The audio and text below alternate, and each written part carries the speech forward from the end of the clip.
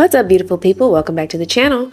The Love is Blind reunion was supposed to be live this past Sunday, but I don't think I need to explain what happened. I was fortunate enough to view it live myself, but it is also now available on Netflix for all to see. And I don't know about y'all, but I give this reunion a C-. I really expected more, but we're going to review and react anyway because that's what we the people do. First, if you haven't subscribed to the channel yet, please go ahead and subscribe and join the family. We start with Brett and Tiffany, who announced that Tiffany moved to Portland with Brett. These two are still as cute as ever, and I'm not surprised that they're still together. Vanessa and the show attempted to make a failed joke about what happened when Brett and Tiffany went to the bridal suite after getting married that fell very flat. So this is a never before seen clip of when they hit the bridal suite. Hey, Roll the tape. not for real? Tiffany?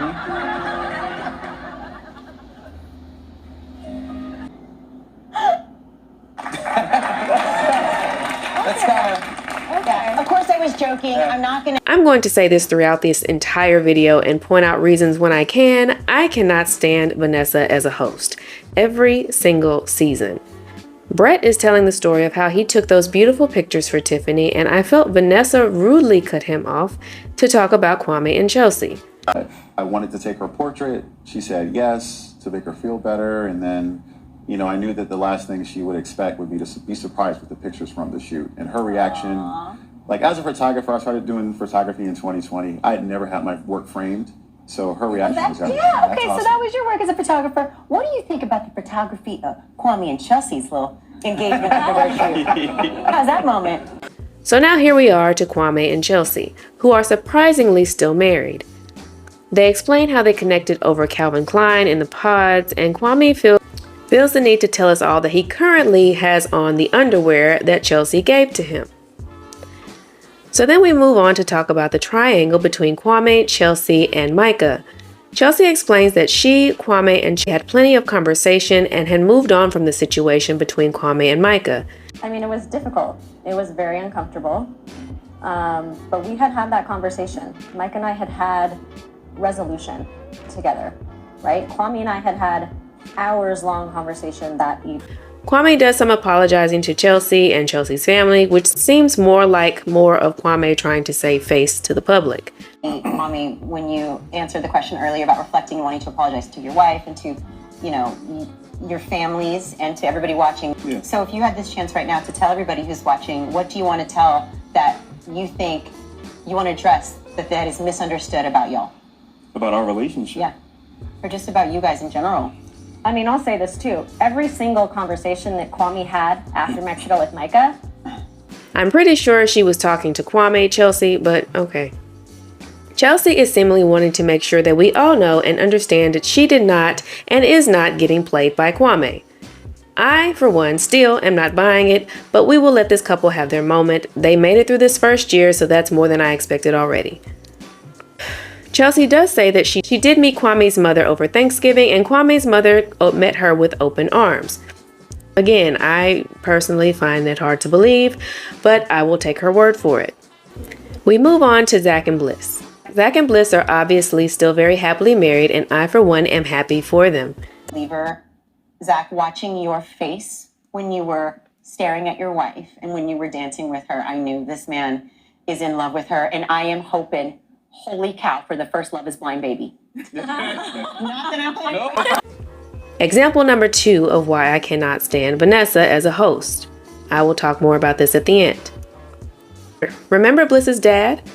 Bliss announces that he and Zach are now best buds and that her father is paying for a honeymoon for the two. They then begin discussing Irina and Micah and the ugliness that they displayed in the pods. What was it like watching that? Watching it unfold when you were watching this season? And cue the tears. Sorry, just need a minute.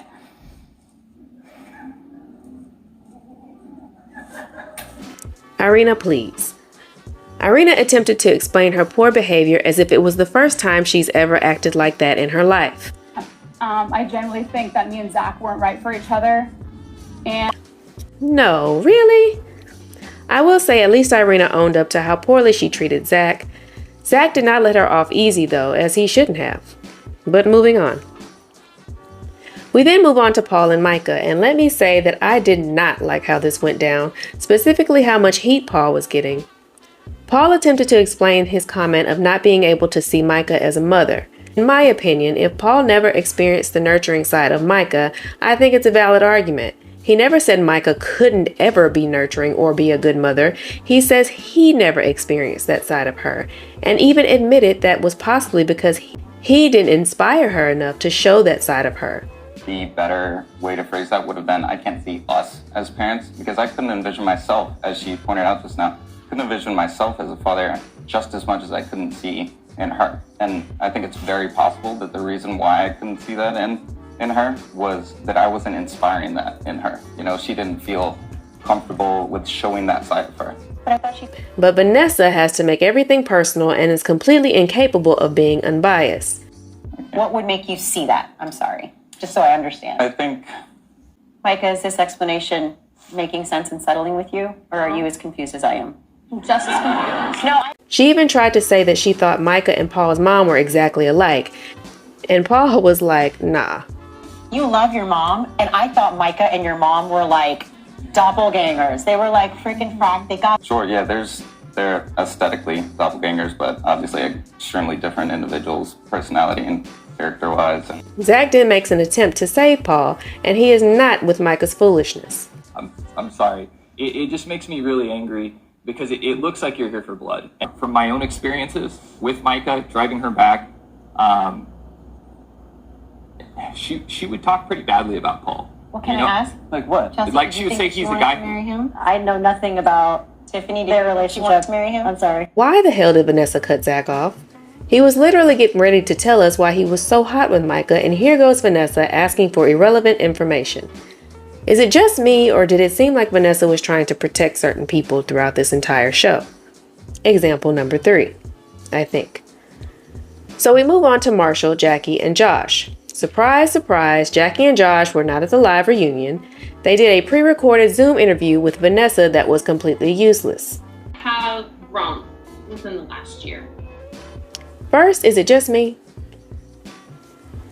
Jackie accuses Marshall of calling her a derogatory term. Yeah. Do you remember the moment that Marshall pushed you and it was the last straw and you're like, that's it, I'm done? I do. And it happened off camera when we were filming the marriage, or when we were filling out the marriage certificate. He had called me a derogatory name. And we fought about it, and he left for 3 days. I think what Jackie was let off way too easy in this interview, in my opinion. You kept the ring. yes, ma'am, I have the ring She still. said, yes, ma'am. Why do you think he wanted it back? And you could be completely candid.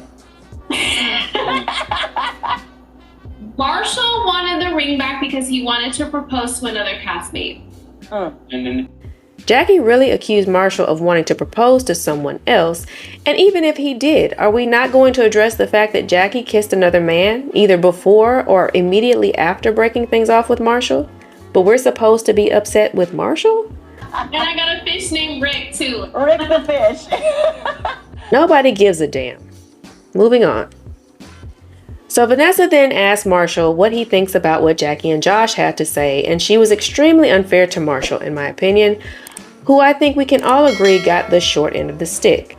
Marshall doesn't say whether he would have said yes to Jackie at the altar, but he explains that he just wanted a chance to at least make it to the altar.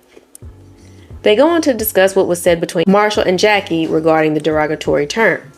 And being able to, so joking with someone and taking that out of context and spinning it and telling everyone that I said that it was a term.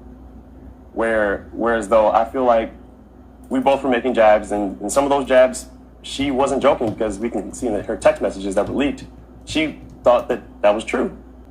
But we want to know your part in this. So you said it was from both of you.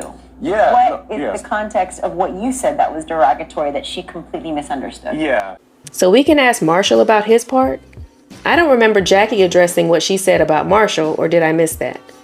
Somebody let me know down in the comments.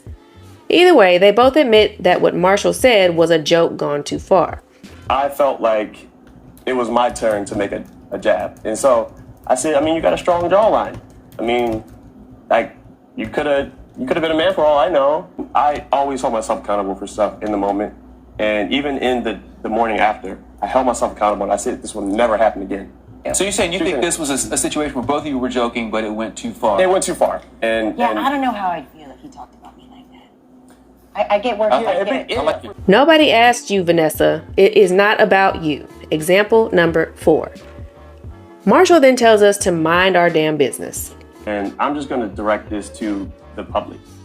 At this point, this is not about Jackie and Marshall anymore. Let that be bygones. Focus, let them move on. Let me move on and just forget it. Jackie and Josh are happy. She's happy. I'm happy. Like, just let it die.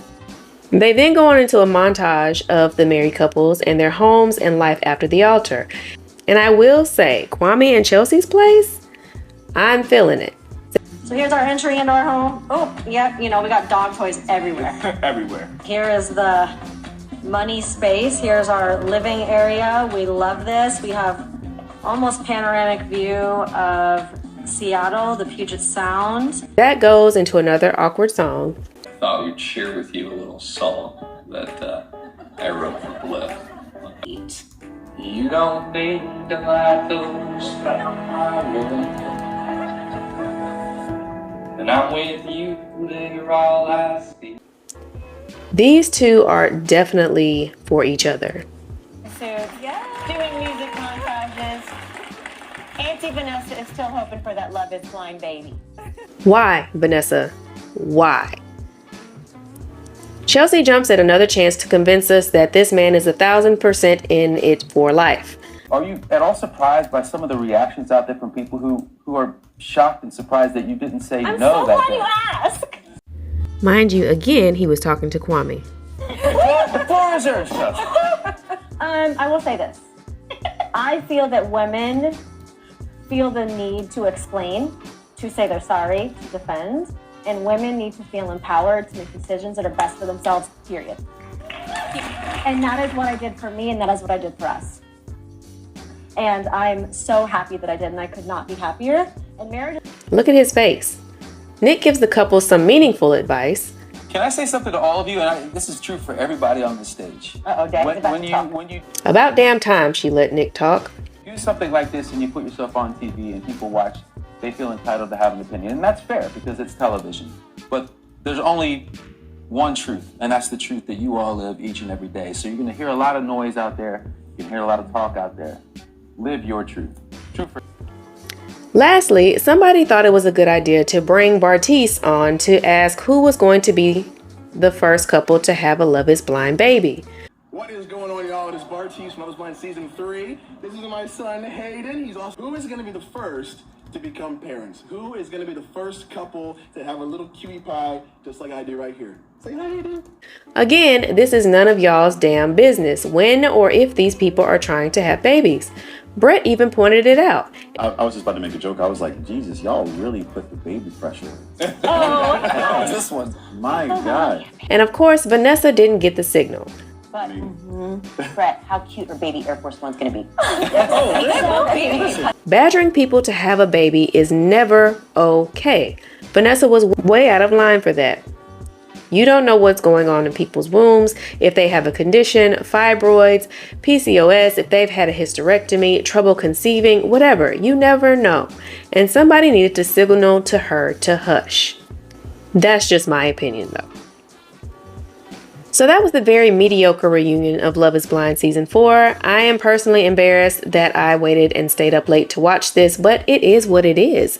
And I still want to talk to you guys about it down in the comments. Let me know your thoughts and opinion on the reunion down in the comments. If you haven't already, please subscribe to the channel, like this video, and I will see you all in the next video. Bye.